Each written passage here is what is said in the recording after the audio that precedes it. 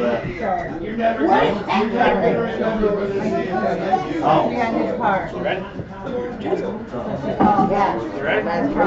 live right now. All right. Thanks for going out to the Old State Line Bar. We are here with MWRacing News for show number 3. Got a lineup tonight. We got Doug Fox, Rich Bull, Mike Walls, and we're still waiting for Jeff Stetler. Not sure where he's at, but we'll get everything going. And what? Oh, he's on his way then. So we'll get everything going and started, and we'll fill him in. All right. So we're going to change it up a little bit tonight. He's a little anxious and nervous at the same time. Yeah, we're going to do this. This is all you, bro. This is all you.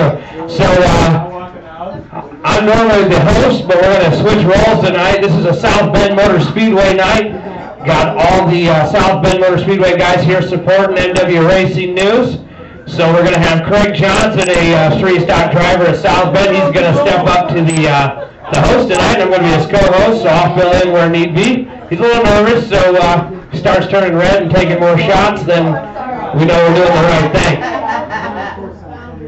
So first guest up for the night, been doing this for quite a few years, got quite a few championships. We're going to bring up the number 22 of the Radical, Rich Bull.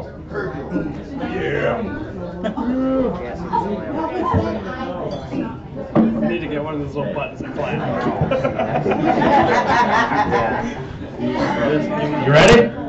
Oh, yeah. It's all you. Game's on, boss. Oh, my God. So, Rich, how's it going? It's going, bro. So, everybody wants to know, man, how long you been doing this? I just finished my 34th year. Wow. And obviously, you're doing pretty good at it. You got a lot of championships. How'd you come across the number 22? It's been a family number. I mean, my dad, my Uncle John, so I just took it over. Nice, nice. So you've been running out at South Bend Motor Speedway for quite a few years. As he said, you picked up quite a few championships in the street stocks, the late models. I don't think you've done anything lower than that I know of, but I know you drove the street stock for quite a few years. You stepped up, and for a while you were doing both classes. You were doing the late models and the street stocks. And then you got tied in with that crazy Dancing Doug guy and put him in the hot rod. But how many championships have you got under your belt? We got 9 altogether. The only thing I haven't really driven is a Hornet. Yeah, I can't imagine Rich in a Hornet. Yeah, I couldn't imagine that.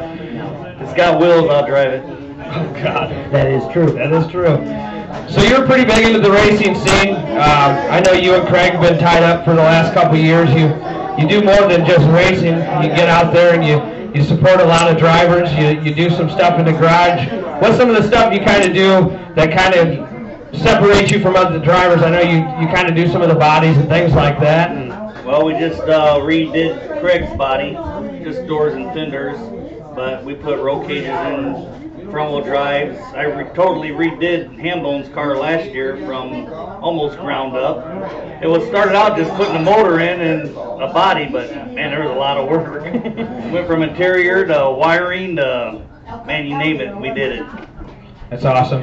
Now you were talking about your dad a little bit. Now, when he was a racer back in the day, he's still pretty involved with what you got going on. Normally go out to South Bend. He's hanging on the fence, cheering you on, and he's definitely a big part of what's going on. And I know, kind of explain something, a little bit about your dad, because I know he's a big part of what you got going on in your racing garage and everything. Well, my dad, he's been involved with racing all his life, pretty much, since he was about like I was, 16 years old. And I supported my own self for a lot of years, drove for a few guys, and just about 2014, I think it was, 15 maybe, he decided he wanted to be a car owner, and started off with 1 car, and now we got 3, so there you go. That's awesome. Now for 2020, I know you kind of posted, I've seen you had a car up for sale. I know the market's not the greatest. I put one up and didn't get anywhere with it either, but I know you got a lot of plans going for the 2020 racing season, and I know you're probably going to continue out at South Bend Motor Speedway. Plans on chasing for another championship under the belt, or what's the plans for the 2020 racing season? Well, the plan is like last year. We're just there to win features. The goal for 2020 is to get better at Kalamazoo in the Outlaw car and to get my street stock driver a championship. We're going to talk with him in a little bit. Doug's been in it for quite a few years as well. What kind of tied you guys together? I mean, you've seen something in Doug. What kind of brought you guys together to put him in that hot rod? Well, what got me to Doug was I like his attitude. He, no matter what happens, he doesn't get mad. You know, he doesn't throw a temper. And after I won the late model feature one night, and then I had to jump into Sportsman, and I was going down the back stretch of South Bend, and I get the steering wheel clicked, and it came off and about stuff during old turn 3, and kept it out of the wall, thank God. After that, I told my dad, I said, double duty is done for me. I'll do it every now and then, but there are going to have to be races in between for me to do it, because jumping out, and I even won the late model feature that night, so, you know, it was a rush deal. They had some kind of special, so they had to run us back to back. But yeah, we won't do that no more. What's some of the sponsors that keep you going every week? Well, Tech Work Trailer Sales for sure. Old Walt Barnes, a good dude. Brand Roofing, he has been on for, man, I want to say 4 or 5 years now. R&B Cart Company. 1-800 Water Damage, Lowry's. Water Damage. We got 2 water damages. How we did that, I don't know. But whatever. Kike's Party Shack in Plymouth. I was going to say, don't forget them. Yeah, my wife would remind me anyhow. I think she's watching too. She should be. I hope. Man, there's more. Geo, South Bend Motor Speedway. I knew I should have made a list. I always forget, man, all the time. My buddy Jazzy, man, he's been a good help, you know. Can't do it without him. Definitely my dad. He's pretty much the money man. Bob Lund, Tyler Rorick, John Long, all them guys help out. Olin Shocks, my wife, my daughter, Doug, my buddy Tom Davis, plus all the guys that jump the fence when they need to. You know.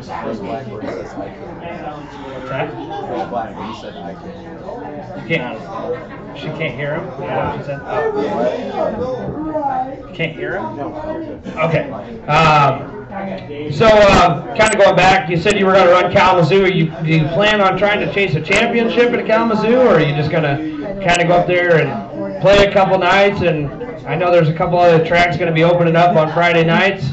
Is that something that you plan on running a championship? Are you going to travel on Friday nights? No championships in my books. Like I said, the only championship's going to come is for Doug.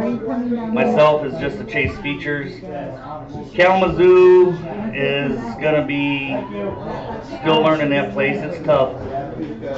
That's very tough competition up there, and I want to be a part of it. Like to see what M40 is going to do. You know, a lot of rumors going on around there, a lot of hush-hush stuff, but now they're starting to post stuff, so we'll see what happens there. I mean, I'm not going to say we won't race there. I'm not going to say we will. Hard to say. I want to support every track that's open. So that's, you know, my plans. Definitely a hard thing to do, especially running at Kalamazoo on Friday night, then jumping back in the car on Saturday. So, like I said, you kind of touching base with what you said. You're just going to kind of jump around. Do you plan on running weekly at South Bend, or? This will be my last full-time year at South Bend Speedway. This past summer, we got to go to Midvale Speedway. That was always on my bucket list. and I got some other tracks that I would like to get to. Running a track every week makes that impossible. So I decided that this 2020 will be my last full time at one racetrack. I know I've said it in the past, but no, it's going to happen. I'm 50 years old now. I'm not getting any younger, and there's other tracks that I still want to go. I want to go to Flat Rocks. I want to go to Owasso. Phil Bozell's been really pushing the Whittemore deal. I like to go up there and represent that. Rockford. Well, Rockford, that's a given at the end of the year, and with the street stock. I wish they'd run out all late miles. That'd be awesome. But yeah, we're just travel as much as we can. You know, Dad, he's only lives right on the corner from South Bend, so that's why that's not why we race dirt, it's because South Bend Motor Speedway is home. That's where we love. But as myself, and we will always support South Bend Motor Speedway no matter what. We'll always, if I'm not there, there will be one of our cars there. Like I said, I got 2 Outlaws. You know, Bobby Strimmy's available, he running dirt, or FBR or somebody. There's always somebody I can put in a late model, or you know, Doug will be there in a street stock or something, unless he decides he wants to travel around. Last year, a couple of the races, you gave opportunities to a couple other drivers. What's some of the drivers that you've let wheel them nice late models that you got? I mean, that's a big risk putting somebody in a car that's, I mean, some cars, I mean, most of them cars are running $80,000, $90,000, $100,000. What's some of the drivers that you've had in your cars in the past? Well, the only one we put in the car was Bobby Strimmy last year at the Gambler, and I want to say he out-qualified me, I can't remember, but he ended up having a DNF, some with the transmission, which actually saved me because that's the car I raced all year there, and I didn't have no DNF, so I was kind of grateful that he actually raced it that night, because I was dedicated to running the yellow Senator car up there, so it was a tough break that he broke because he was actually on the move, so things happen. Bobby Strimmy's been around for quite a few years, and definitely him and his brother have been doing the dirt thing for a while, been racing. We went up and watched him at Hartford. Definitely a big impact into racing. Like I said, been doing probably almost as much as you have. He's been in it for quite a few years. Do you see anything down the road that he's going to be jumping in one of those cars again? Yeah, he'll definitely. I just messaged him Saturday morning, or it might have been Sunday. Told him that the Gambler is again. He's got one of the cars, so that's for sure. And then, you know, whenever he has a night off, all he's got to say, hey man, you want to race? He's more than welcome in the car anytime he wants. So either it's the yellow one or it's the blue one, don't matter to me. That's awesome. Well, you got any more questions, Johnson? No. I'm good. I'm good. You were supposed to be the host, and it turned the tables like in the matter of 2 minutes. I told you I could. I mean, there's just a couple of things I got to say. Rich is like one of the nicest guys at the racetrack. I'm so glad I got hooked up with him. He redid my car, man, and I've been on the move ever since. And I'm just telling you, he did the same thing this year. He's going to be there to help me out in 2020. I am going to win some races with Rich Bull. I guarantee. I hope so. That's the plan, man. I don't have an extra motor this year, so hopefully your motors will hold up. That really sucks, because when I blew a motor, dude, all I had to do, I didn't even have to text him. When he knew my motor was blowing, he told me that night, Monday morning, come get my motor. He said, hell, Sunday, come get it and put it in. That's how I made it through the year and made it to where my other motors were being built. I used his, but I'm telling you, man, he's just excellent. I love him, Doug. I'm so glad I got hooked up with him. Yeah, we have fun, man. We got that little corner there at the end of Pit Road, and we just kind of got our own little deal going on. So it's happening. 2020 is going to be another fun season, and like I said, hopefully the main plan for Bull Motorsports is to get that clown over there a championship. So we're we're on the right pace. We've been selling, buying, so hopefully. It's never a good thing when you buy your own car back. Yeah, but now we sold it again. Oh no! Hey, you just never know. Actually, we had the yellow outlaw car sold too, and we decided not to sell that. So we'll still have 2 outlaw cars, and we'll go from there. One more thing, and I'd seen that Chris Mandel over at New Paris Speedway just posted their schedule for the 2020 racing season. Do you have any plans, or I don't even know if you've seen it yet, but they're doing a series for the Sizzler now. They're going to do a spring Sizzler, and as well, I can't remember what the spring and summer Sizzler. And they're going to do kind of a points chase there. Is that something you look for? I don't know. I don't even know if you've seen that yet. But do you plan on running the Sizzler in the 2020 racing season? Yeah, I looked at the schedule this morning, to be honest with you, and you know, I like New Paris. We're not good over there, but I like going over there. And yeah, if we can, definitely run the August Sizzler.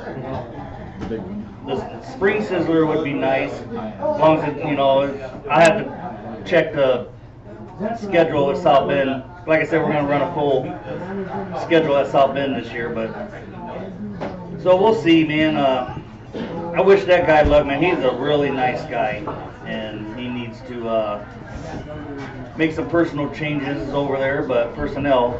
But other than that, I think he knows what's going on. He just, something's got to happen where things are better over there. Well, definitely kind of the nature of the beast. Him and his wife became really good friends with them last year.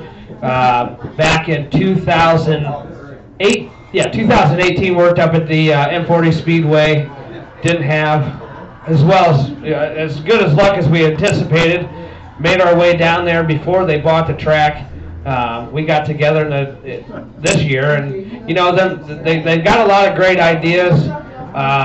You know, they had a big ruckus at the Sizzler this year. A lot of people were talking about that. I definitely think with what they have going with the kind of like the point series with the late models with the Sizzler, I think it's kind of a good direction to kind of come back from, you know, the downfall they had last year. You know, but definitely some great people. Like you said, you know, there's a lot of changes to be made. They're kind of now they got the taste, you know, they got it all on their own. You know, everybody, you know, kind of started somewhere, but definitely see a lot of progress being made. You know, they made a big difference from opening night, you know, till the last night, but definitely got some good things going on over there. Just got to keep digging, man, you know.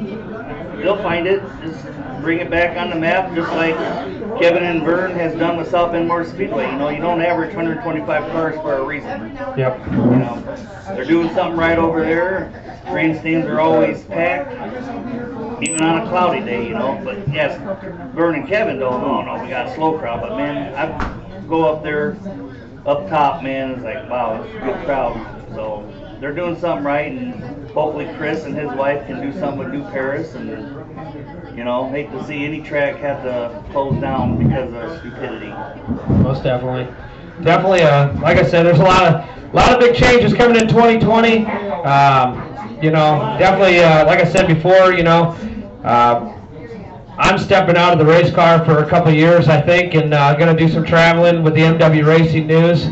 So we're going to head out to South Bend a couple nights and definitely check what's going on. We want to do some live shows with some racing. You know, I've been with this guy for quite a few years, so I'm sure we'll be following him, and definitely going to head out to South Bend and see what's going on. Touch base with you later on in the season to kind of see what's going on for you. Yeah, so. It's good to see, you know, Ron does his little interviews too, and now you're doing it, man. I think it's awesome, you know.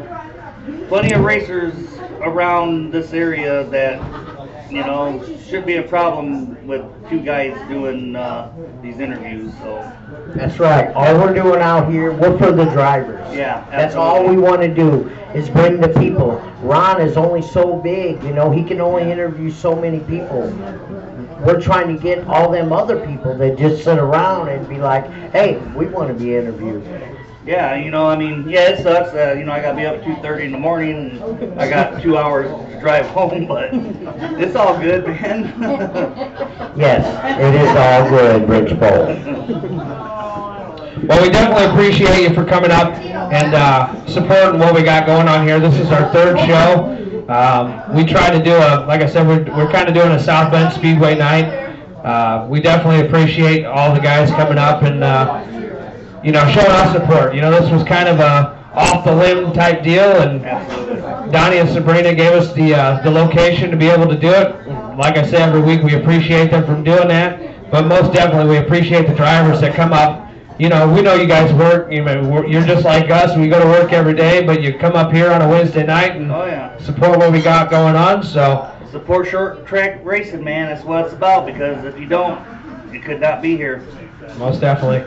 Well, like I said, we want to thank you for coming up, and we'll definitely touch base with you in the 2020 racing season. Try to catch you out at South Bend and get a couple, get you and your buddy over there, get a couple interviews, and see how your progression's making in the 2020 racing season. All right, thank you, man. Thank you. Thanks a lot, Rich.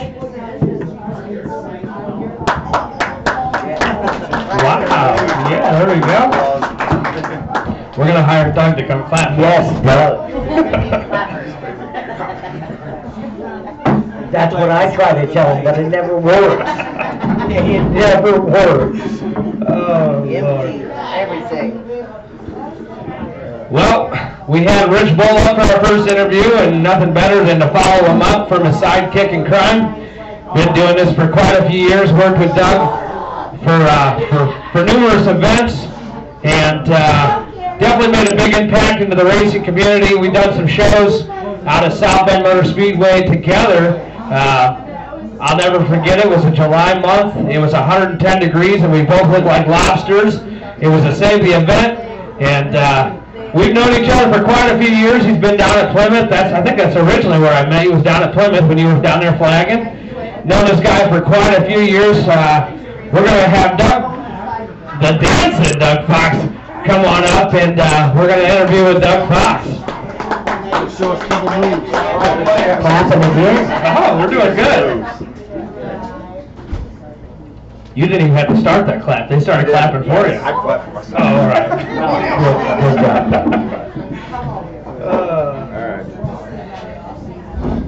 All right. Well, Johnson. Good job. Good job. I got him to start. That was about as good as it could get. So, like I said, we've known each other for quite a few years. You know, starting down at the Plymouth Motor Speedway, you were down there flagging for quite a few years. You were a big factor down there when it was still asphalt. Started out in the front wheel drives and moved your way up. Kind of tell us some of the history that what got you into the wonderful racing scene. Well, I mean, if you want to get crazy and go way back, my grandmother worked at South Bend Motor Speedway. My dad was on the ambulance crew at South Bend Motor Speedway. My mom worked there. That's where they met each other. And that's why, you know, people say, oh, one track wonder. Because it's home. My grandmother, my grandpa, my grandfather, my parents, they all work there. It's home. It has, you know, Jay Friedel posted a lot of times about the track having a heartbeat. It has a heartbeat. And that's the connection to me. And it's tough to let go. I mean, I'm sorry. It is. Call me what you want, but I love it. That's home. So anyways, I started there. At the age of 14, I got to flag my first race at Angola Motor Speedway. And then from there it just progressed, and I flagged New Paris, Plymouth, South Bend. I did flag a sprint car show at Ileana before. I flagged Bearfield once.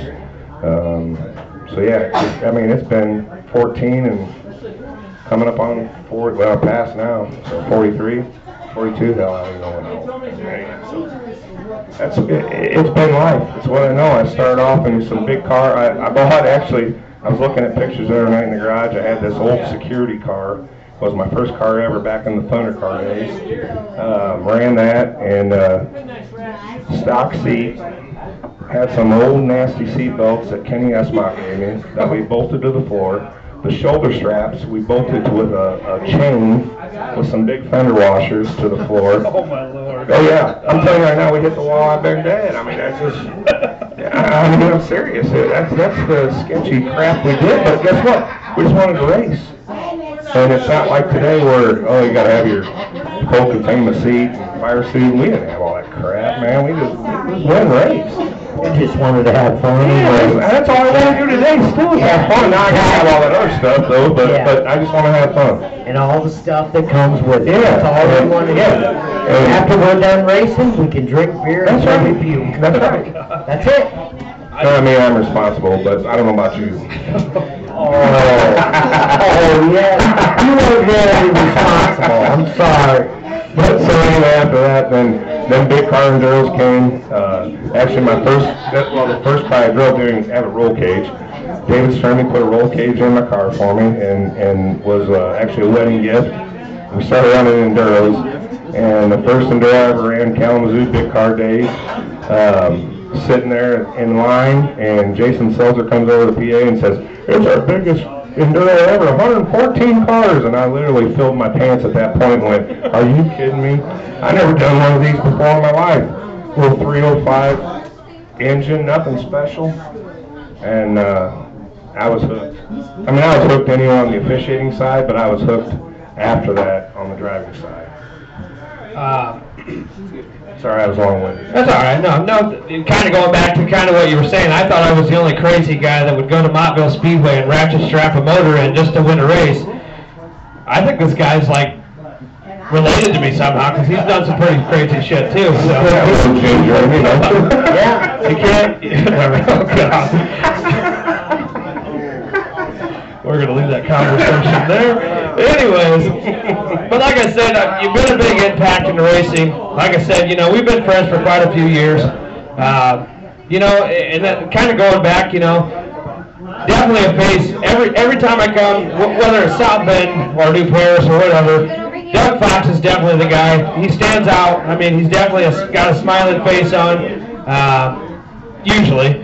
This last year I went out to South Bend and, always willing to shake your hand and tell you hello, whether you're pulling on his pant leg to tell him you're there. But like I said, been a big impact into racing. Kind of going on what's going on in the 2020 racing season. Was talking with Rich Bull.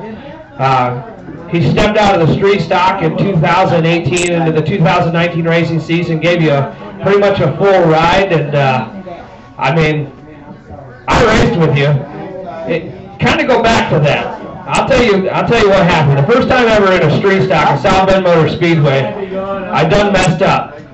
I brought a car out, it had a number 22 on it, and I parked next to Rich Bull. And after the heat race, the exact comment that Rich Bull said to me was, "It must be the number," because they were down there ready to kill me. So, I'm pretty sure something happened with him that night too, because it had to be the number, but that was the exact comment he said to me. "It must be the number." He said, "You need to change it." But kind of going back on that, like I said, Rich is a very good guy, and he stepped out of a street stock. You had one going for you. You usually were in the B feature and kind of the Larry Saunders of South Bend, and kind of gave you he was a champion. He had a championship car and stepped out of that ride. And what was kind of some of that? I mean, kind of tell me what were your thoughts on that? We argued about it for, I don't know, 3 months. 3 months, probably back and forth. "Hey, come over, sit in the car, see if you fit." I'm like, I'm not going to fit. "Just come over and try it." "No." So then it goes away. Then, "Hey, you coming over?" "I don't know." And I didn't know what to think. I mean, why me? This is what I told him, why me? There's a lot better drivers out there than me to pick. And he's like, "No." He's like, "I've got other guys, trust me, but right now, I want to know. If you're in, I'm in on you." And so, it's kind of funny, like I said earlier, buying, selling, buying, selling, and he's texting me, and I'm like, "Hey, you were in on me, I told you, whatever. If there's a car there, as long as my big fat belly fits in there, my long legs, we'll go race." And that's kind of how we rolled with it. And an opportunity that I mean, is above and beyond. Trust me, we had an awesome piece last year, and you don't know, we were at each other's throats with about a month left in the season. I didn't know what to do with the car. He was at his wit's end because he fought the same thing the year prior, and it's just like something happened, whether it was from a wreck, you know, mid-season or just after, just before the game. You know, it was like right after the game where it kind of fell off for us. But there was a spin by a car and hit the side and tore the side of the car off.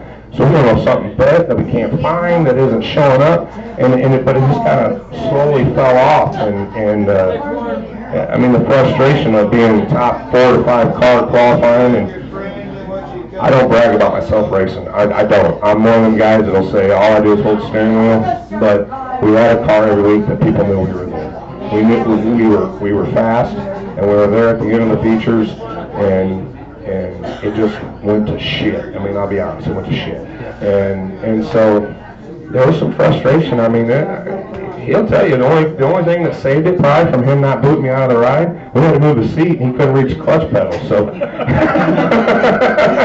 and that's the truth.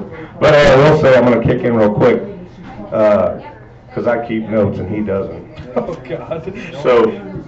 So first off, the question was asked about people driving cars. He did forget that Terry Lombardi and Nick Pressler both have run the street stock Formula 4. Yes. Terry won at Kalamazoo. Yeah, he won feature and was getting ready to win another one and transfer through. And then Slick Nick ran it at South Bend at the Showdown 2 years ago. And thank God I beat him. But other than that, it was good. He got second or third, whatever, but it was good. So I should have been in that race. You should have been, but you don't understand rules, so we have to talk about rules. Yeah. The first car that qualifies is the fastest car. There. Him and I tied on time, and because of that, he technically, since he qualified first, he was faster than me. So he was slow car of the B, and I was fast car of the C. Let's just clarify that in racing history, have I never seen 2 cars qualify at the same exact time. So we're not going to get into that conversation of how we turned that time. But right before that race, kind of touching base with that, we laughed. Me, Doug, and Eric Kaiser were standing in the pits, and Doug Fox looked at me. He says, "I'm going to knock you off and put you in the B." And I looked at him. I said, "Dude, if you put me in that B feature, I'm going to kill you." And we went back out onto the speedway. He sat right in front of me. I had my money in my hand because we got to do the $5 qualifying. And I sat there and I looked at them guys and they're like, "Come on, pull up, pull up." And I'm like, "No, I'm going to watch that clock." And sure as shit, lap number 1, that I'm not going to call him what I wanted to call him, turned the exact same time I turned. I said, "I'm going to kill him. I'm going to get out of this car on the front stretch and I'm going to kill him." And my eyes aren't all that good. And that came off at 2 and I'm squinting at the board and I'm like, I think that's good enough. So then I had paid for 2 or 3 laps. And the next 2 I was like 3 seconds slower. I just kind of rode around. I figured I paid for them. I'm going to use them. And I came off and the first guy in the car was Ferrara. And he says, "What were you doing out there? You didn't go fast enough." I said, "The time looked good to me. I just quit." And sure enough, we tied, and you got the B, and I got the C. And I promise you, when I pulled out on the track, I was letting you know you were number 1. Good stuff. So you got a list here.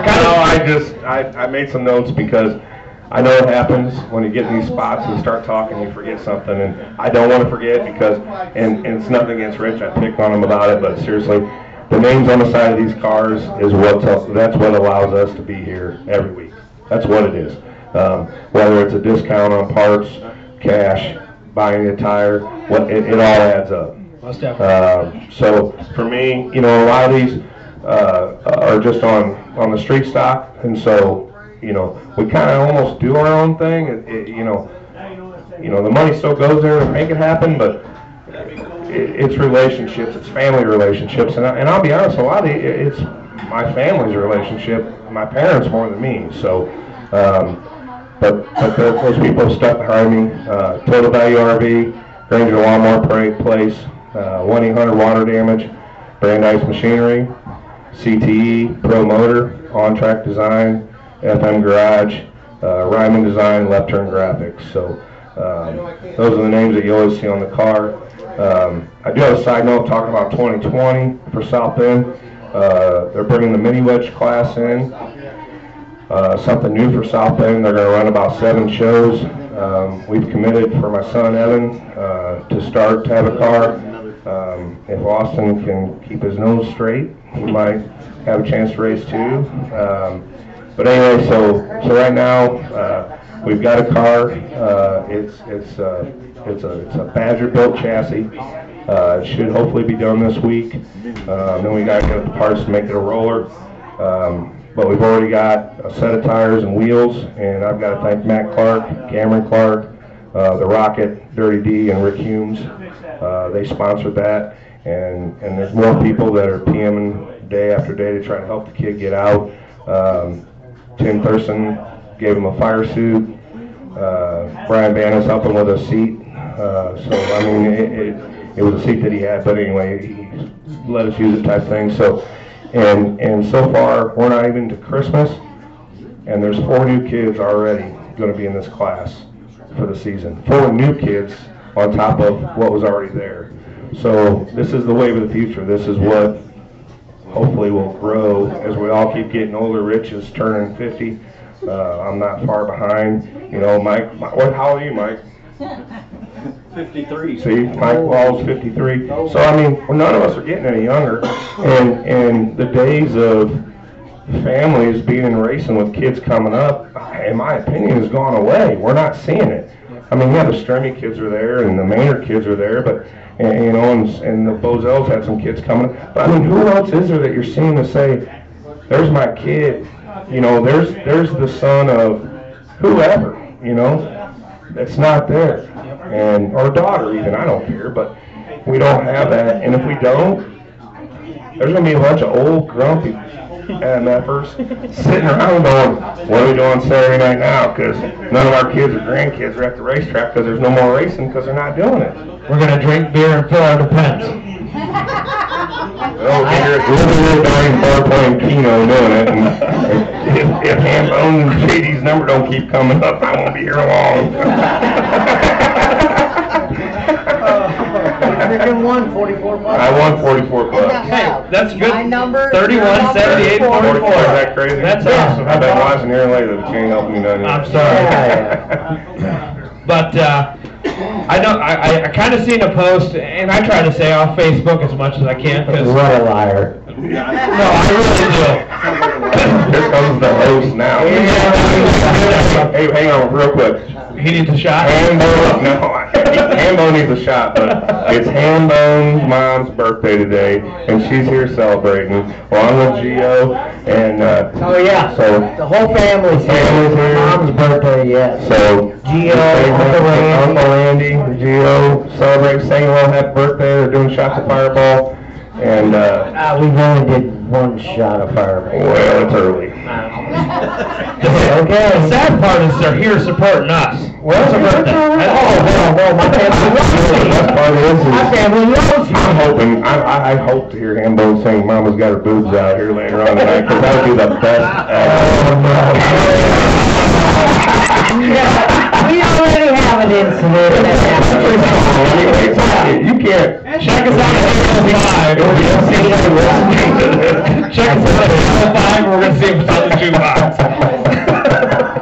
Oh, boy. So Grady Woods called me to tell me I was supposed to. Oh, yeah, that's great. You tell Grady Woods. So Grady Woods wants to bring up the comment, and I'm going to work on old this. school.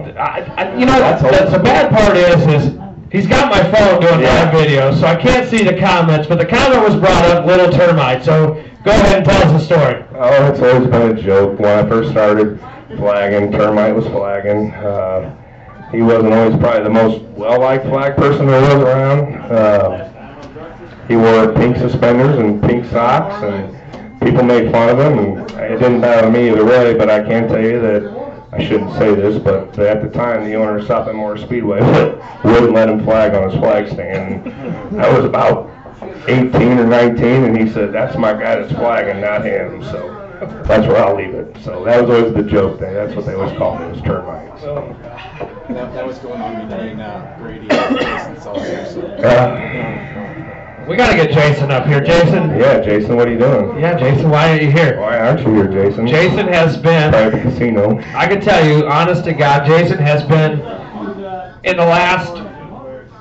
I want to say probably in the last 10 years, Jason has probably been the biggest influence in my career. Little fat guy sitting in the bleachers at Kalamazoo, and I got this random message. Hey, I heard you wanted to announce. I was like, what are you? Why is this guy messaging me? Like, no, I don't want to announce. He's like, come on, man, just come up here and try it. I was like, all right. And like I said, he was the first person to give me my first opportunity to announce, and it carried out from there. And for some odd reason, he said, "Man, you talk too fucking much." And I was like, "All right, whatever." It sounds like a good job for me to announce. But like I said, Jason's been a big influence. He's helped me quite a bit. You know, we message each other back and forth. We haven't talked in a long time, but you know, he's been doing this probably longer than we have. But definitely a big factor in the racing community, and we're going to have to get him up here to do a show eventually. But a shot. Somebody got me a shot. You're welcome. Oh, thank you. Bonjour. But like I said, you know, oh Lord, shots. he's done with shots. All right. But Getting ready to be the host.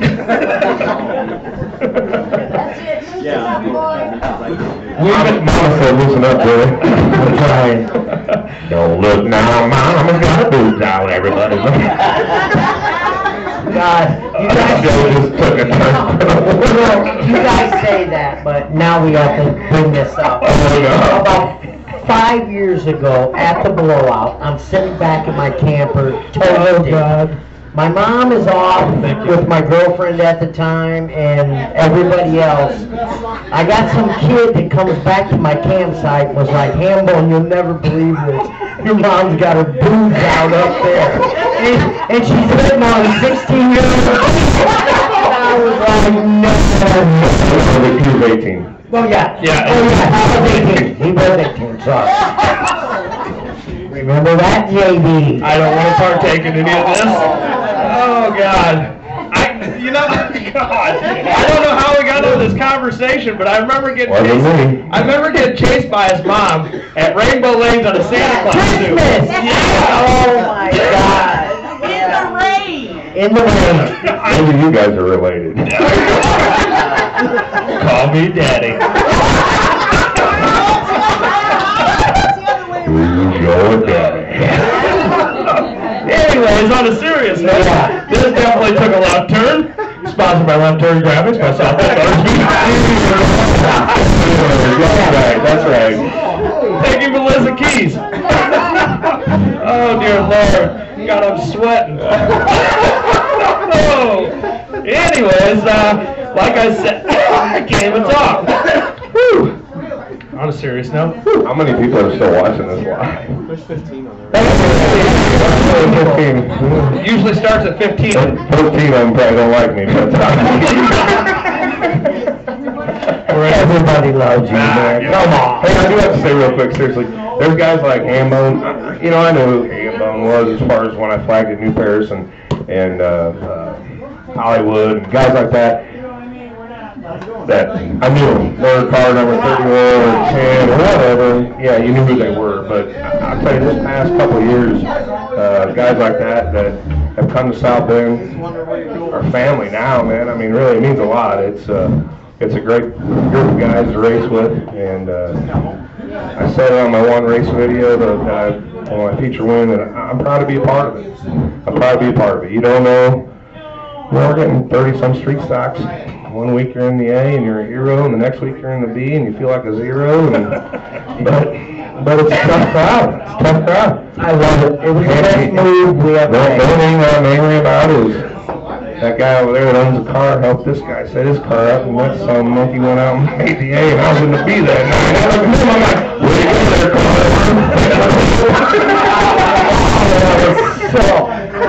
But Yes, that was a rough one. We can almost change numbers on cars and just try to make it up and go out and don't even tell them. It's one thing good though, man, because Doug was always on my, even that night, he was like, dude, you know, you did good, you know, just keep doing what you're doing. And I'm telling you, going to South Bend was the best move I ever made. I ain't got nothing against New Paris or any other tracks, but it was the best move for me. I love it, man. I love it. Yeah, I think your family loves it. I think they enjoy being there. I hope anyway. They seem to. Oh yeah, they're all fired up, man. They love it. My family's behind me 100%. That's good. And it is, and this isn't, and that's why I think people always take the wrong way because I am the South Bend guy. But it goes back to like I started this off with my history.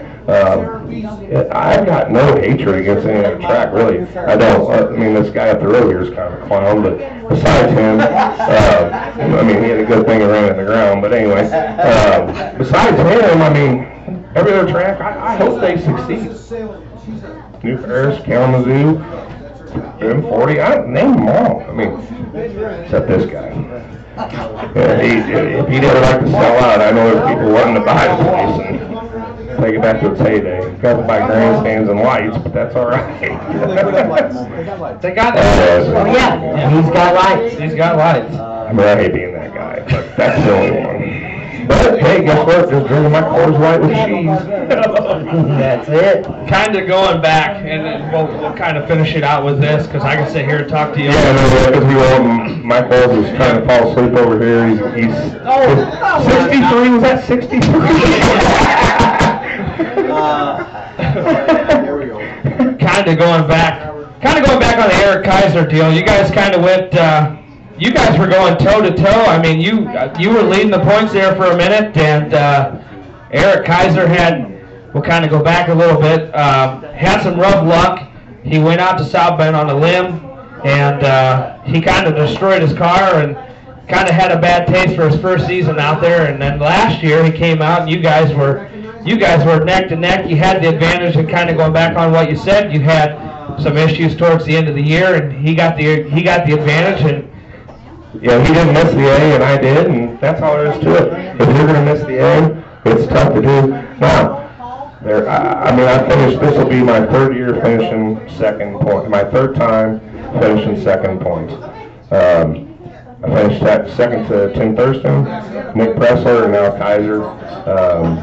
And it's been every other year, 19, 17, 15 type of thing, whatever.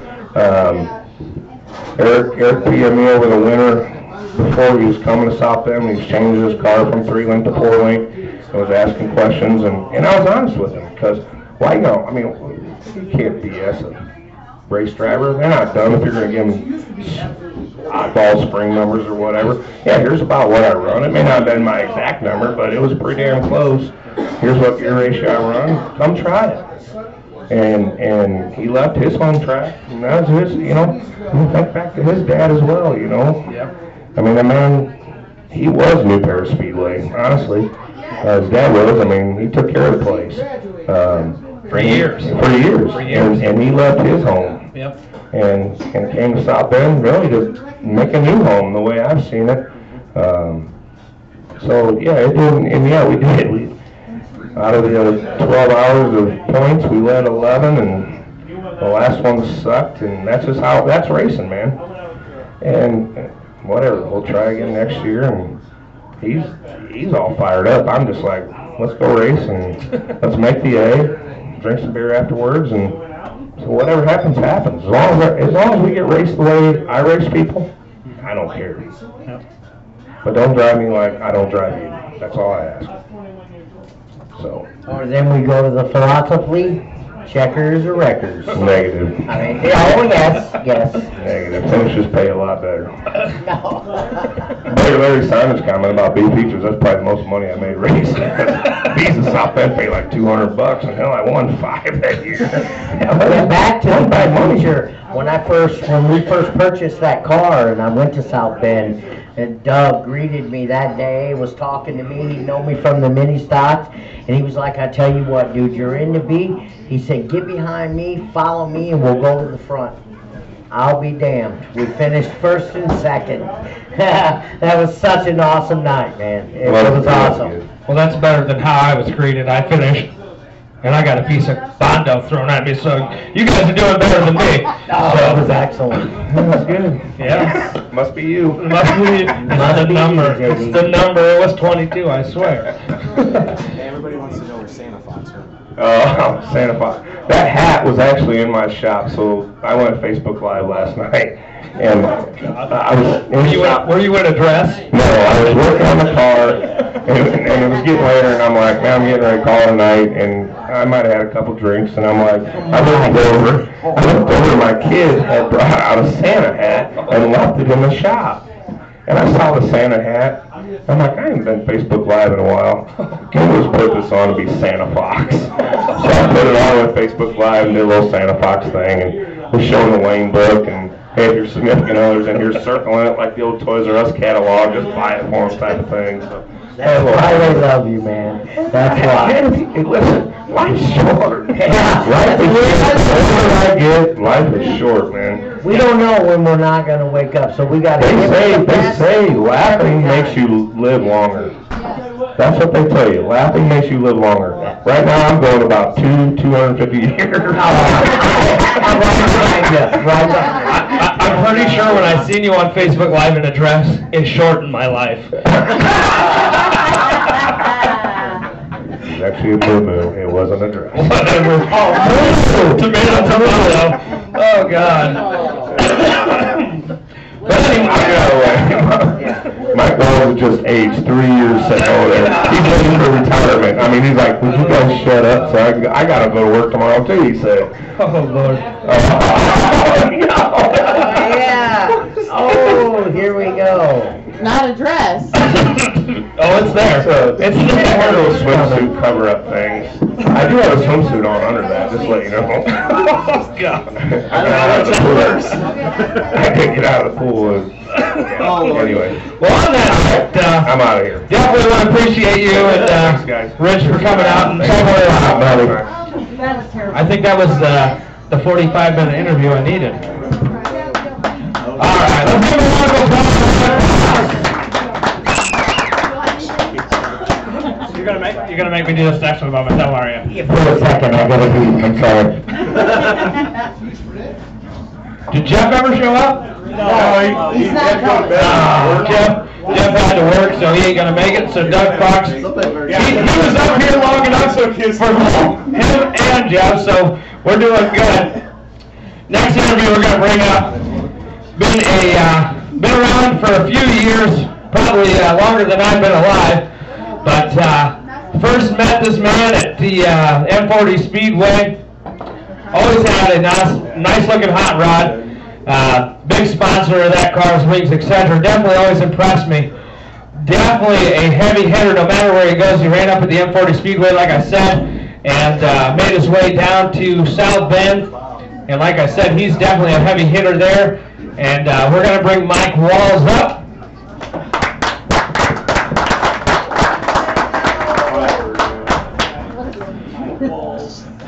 Craig was congratulating. I don't want to know how he was clapping, but he was clapping. I heard it.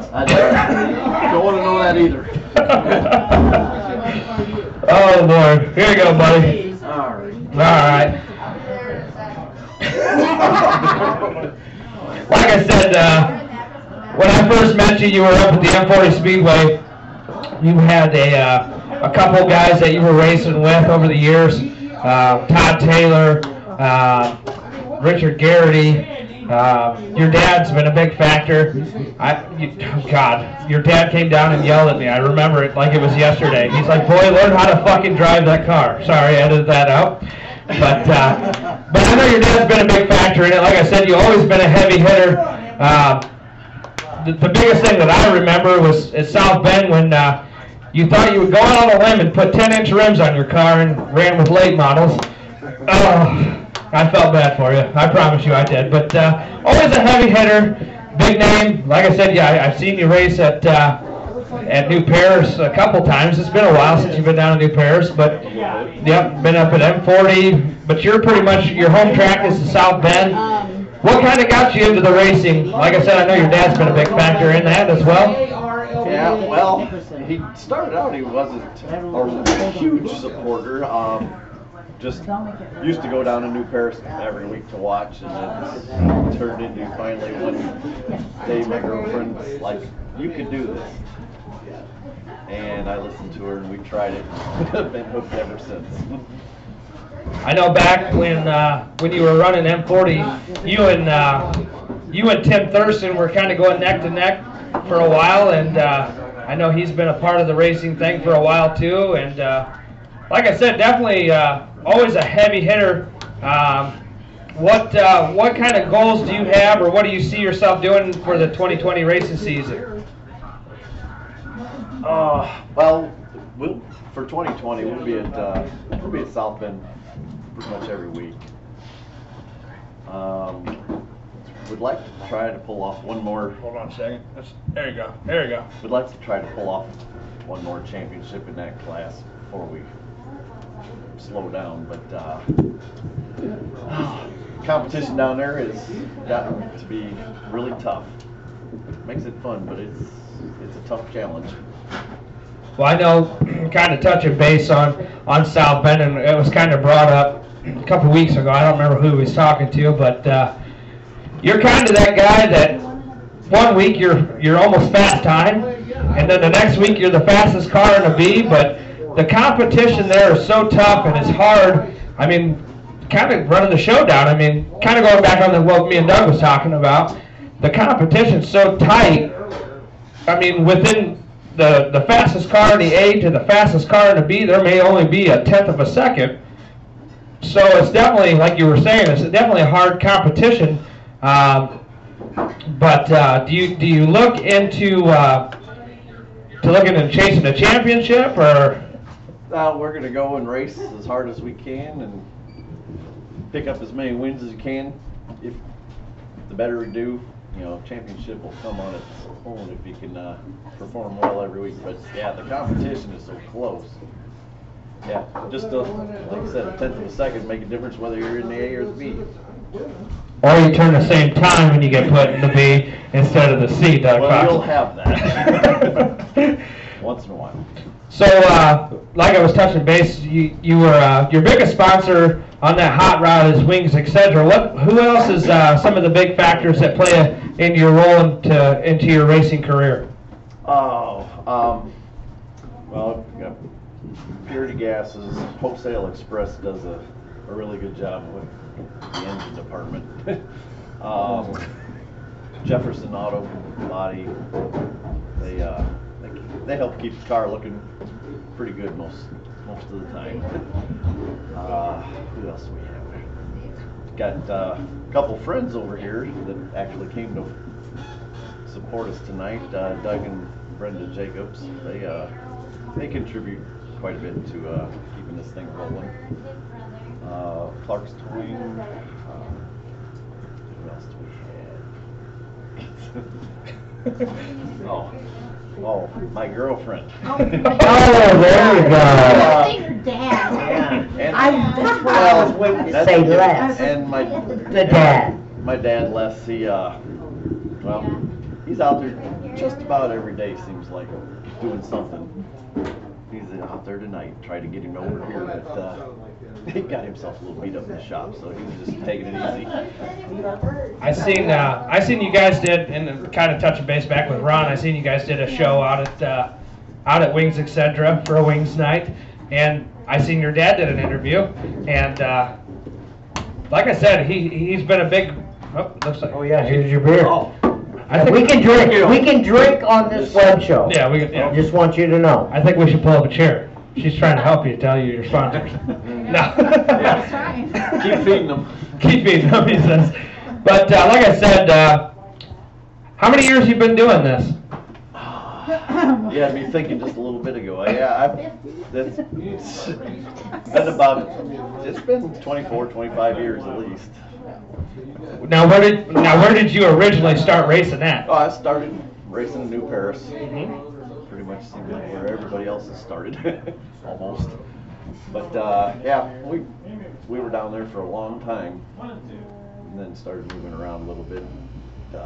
When M40 opened, we went up there and managed to run at least one race every year since they've been open.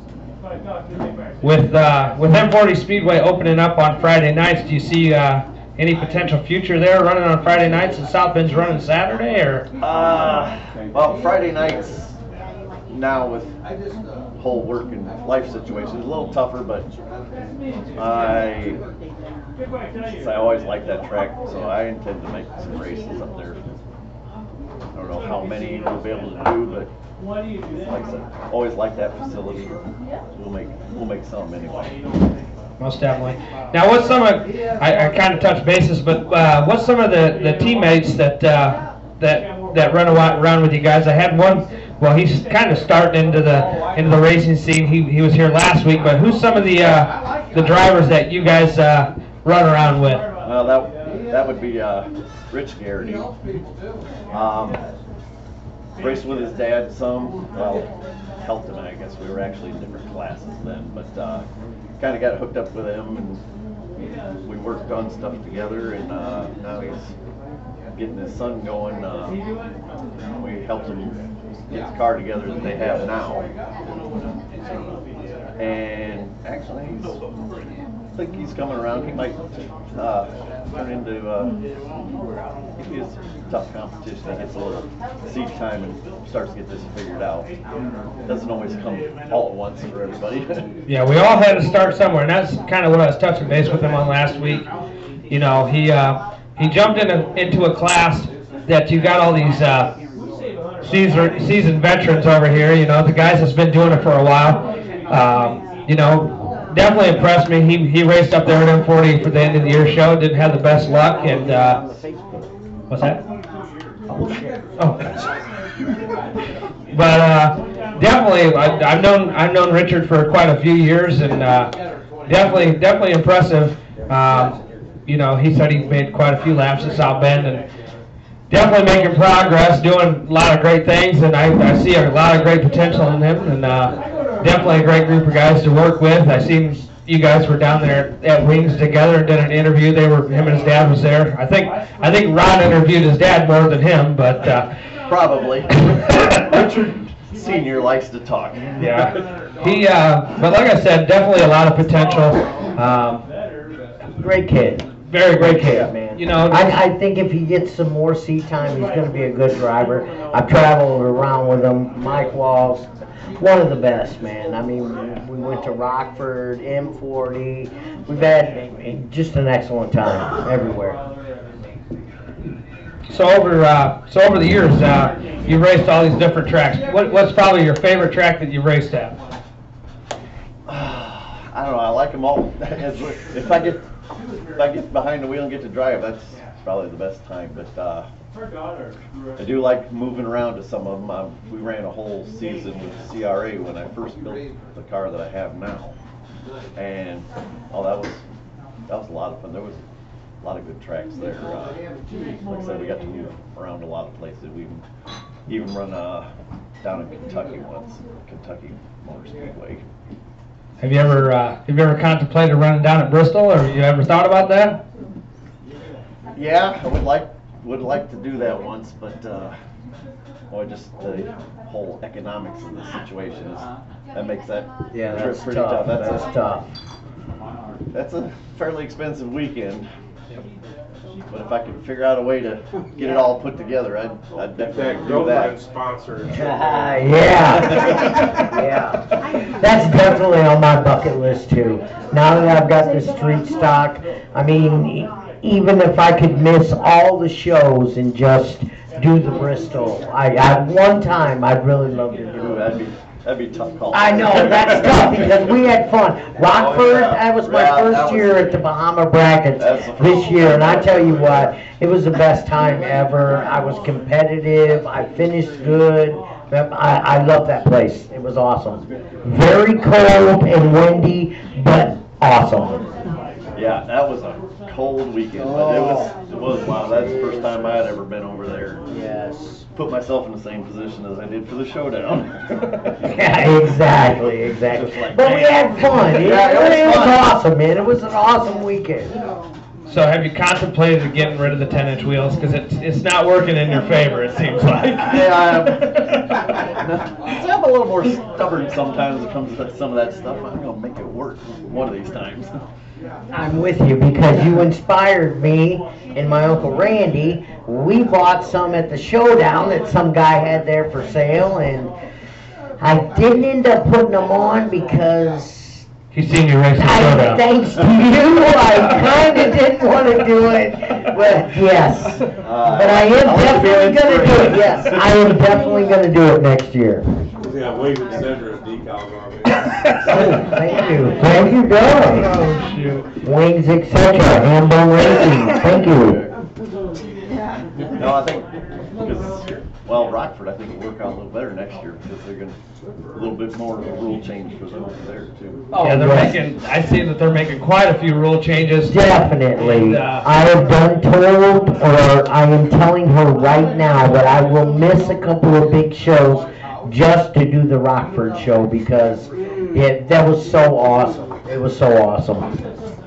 The biggest thing is, and kind of going back on the rules, a lot of these tracks is kind of going back to the South Bend rules or more towards the CRA rules, and a lot of these tracks are starting to close the rules up, even with the Bahama brackets eliminating the 3 links. Yes. So definitely going to be a big factor here in the coming events. Like, you know, these tracks are kind of what they should have done a long time ago is kind of getting on the same rules, which is going to make you know, a big difference in even especially into these bigger races that's coming up. Right, well that'll allow a lot of us to be able to go to a few more places and help support some other programs if they can get a little bit closer on some of the rules stuff.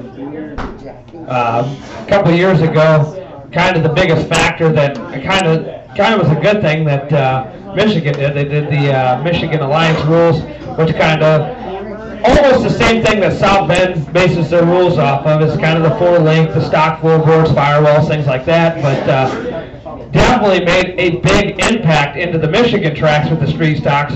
As you kind of see that the car counts kind of went up once they started eliminating the full frame tube chassis. Kind of like these cars kind of came out of the woodwork and starting to kind of see a lot of the local tracks in Indiana kind of going with the same rules. And like I said, it's going to be a big change within the racing community because it's kind of going back to the 4-link, the stock, almost the stock frame cars. The hardest part is there's not very many left, so you guys are kind of ahead of the game with the cars that you guys got.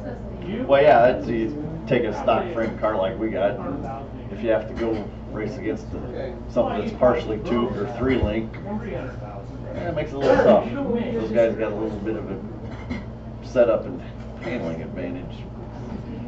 So, yeah, if they can start backing them up and eliminate a few of those, then yeah, it'll put me and Hambone right up there.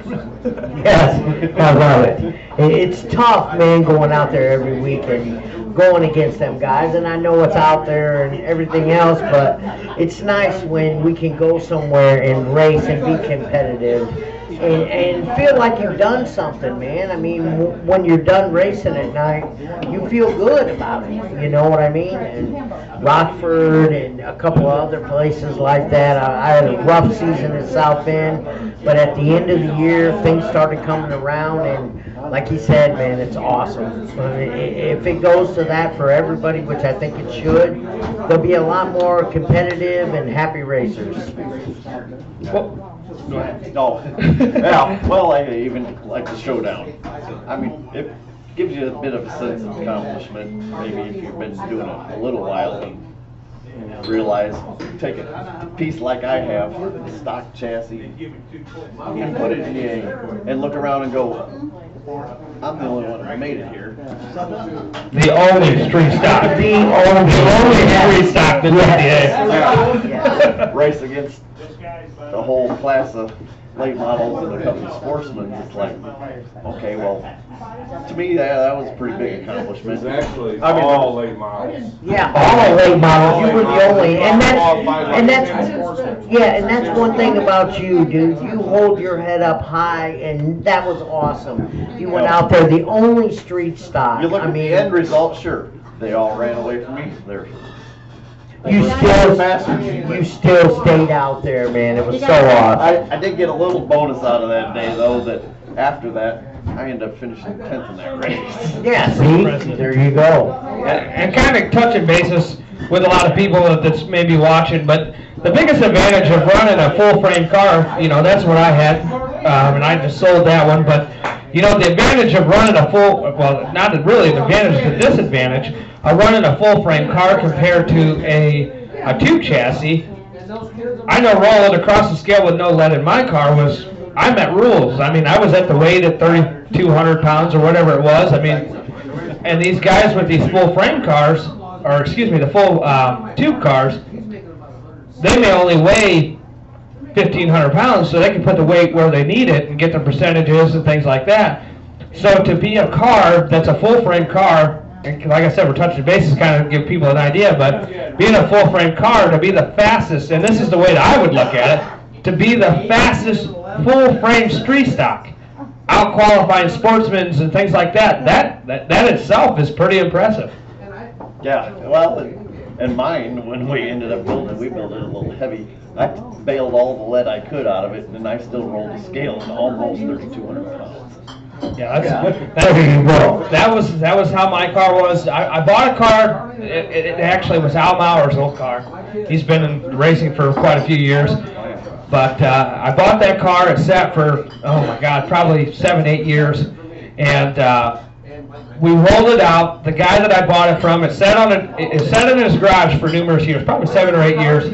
And I made him a cash offer, and I said, hey, he's like, I just want to race it one more time. I'm like, all right, go ahead. It's your toy. Go ahead and race it. He went out on a Saturday night and ran that car. Had no problems. I'm like, sweet. So I'm buying a car. It's been sitting, and we won't have any issues. And we took that car out. He raced it Saturday. Pulled it to my house on Sunday. We pulled that car in the garage. We made a couple adjustments. And we took that car out on a Thursday night, and I made probably 3 laps and grenaded the rear end. I was like, oh, Jesus. But kind of going back on that was a full-frame car. Ronnie McQueen ended up, that car will be out at South Bend this year, maybe. Maybe. But, that was, to take an old car like that and be, I raced at New Paris for quite a few years, and, Plymouth, once it went dirt, Plymouth was my home track. But went to New Paris and raced there for quite a few years. But, these guys are building these 2 chassis, and, these full-frame cars are still fast. I mean, that car definitely impressed me once we basically tore that thing down to nothing and rebuilt that car. And, like I said, I think with these tracks going back to the 4-link rule and eliminating some of these, 2 chassis is going to make a big factor in the area. The downfall is you really can't find a lot of those cars anymore. But, I think the guys that's got them now, they're going to be the guys that are going to be the guys that you see on top, because they've already been working on these 4-link cars that are full-frame chassis. Kind of like we said with you, you came out with a street stock, and, you were, I mean, whether you look at it, whether you finished dead last in that race, you were the fastest street stock there. And, I mean, that's an impressive. But the thing is what I'm kind of getting at is you've been racing that car, and you've been dealing with, trying to figure out the weights, where to put what where. And, you kind of have the advantage. So, for my aspect, kind of going into the 2020 racing season, with you traveling, you kind of got the bigger advantage because you're kind of got the upper hand with the chassis that you've been running if you were to travel or things like that. Yeah, well, it depends on where you travel too. Yeah. Well, I made a big learning curve with that one. The year I built it, that's the year we ran a full season of CRA with it. There's some competition. That'll bring you around real quick if you're going to keep up. So I think that was a big help too. Then the next year come back the state local, and it was pretty good. But that car, yeah, it's now what, 6 years old. It's got 6 seasons on it. So yeah, we've had a lot of time under it to try to help get it where it's at now. So, and next year we're gonna start all over from ground zero. We're building a new car. It's just about done, so it'll make it this year finally. A few people have heard it talk about it now for about a year and a half, but yeah, it's gonna make it this year. But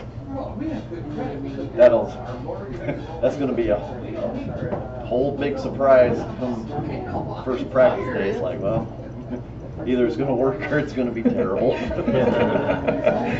Oh shoot!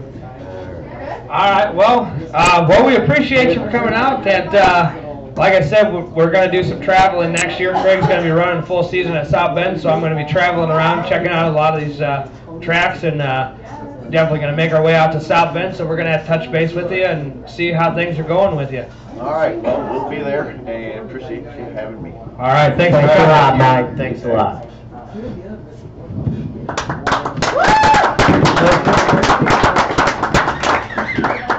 All right, well, on behalf of myself and Mr. Craig Johnson, we want to thank you for tuning into the MWRacing News. Next week, we will have Santa Claus. We will have Santa Claus. Santa Claus is going to make his debut next week. We're going to figure that one out. We're going to have to call the North Pole, but... coming back. Oh, Doug Fox said he'll be back, but next week, there's a big show going with next week. Okay, so we'll kind of touch base with it before we close this up. On January 1st, 2020, bringing it to the new year, there's going to be a night of destruction at M40 Speedway. Going to kind of bring that open. M40 ran 2 races last year, but going to start out the new season on January 1st. There's going to be the first annual Cooters Hangover Race. And they're going to be Cooters. It's an NOD. But next week we're going to have all the local keyword Cooter. Yeah, I know. Classes. The biggest thing, yeah, we're going to do we're not. M40 is going to be doing the NOD. I really can't express the classes yet because it hasn't been listed yet, but I know there's, sorry, Doug, but there's some rumor going on. There's going to be some big NOD things going on. But next week we're going to do a Night of Destruction night. So if you're here next week, we should have them guys here to well, you can watch us. He can watch it live. But we're going to bring the Night of Destruction guys in. Definitely one of the big upcoming things that's coming around in this area. Kind of almost turning into a bigger thing than normal racing. I mean, you go to a racetrack on an NOD, it's a full house compared to a normal night of racing. But going to bring some of them guys in and gals that've been doing the NOD things. I don't know a lot about it, but we're going to have a Night of Destruction night. I'm going to bring some ladies and guys in, and we're going to talk about the first annual event that's going to be happening at M40 Speedway. First snowball derby that's been in this area in a long time. I think the last one they done was at Plymouth. Demo-wise? No, demo. This is the first demo in this era. Yeah. But the any events in this area probably was Plymouth, probably 20 plus years ago. Yeah. I got an announcement too. Maybe the second week in January we will have the Maynards. Brandon, Jacob, and Zach. Well, he's been blowing me up. Well, he got a hold of me, and he's on the show. He didn't get a hold of me. I gave him my number, told him to get in contact with me, but. And we are in Michigan, Brandon. That's all you need to know. Oh Lord. But definitely got some events coming up that's going to be something you're going to want to check into. But like I said, next week will be our last event for the 2019 season with Christmas and New Year's falling on a Wednesday. Santa Claus will be here. Oh Lord. But like I said, on behalf of myself and Mr. Craig Johnson, we want to thank each and every one of you for coming out tonight and viewing on Facebook Live, and definitely want to thank MWRacing News for allowing all these live feeds to be presented. So on that note, we will be back next week with the NOD drivers. Anything else? That's it. All right. Thank you, and have a great day.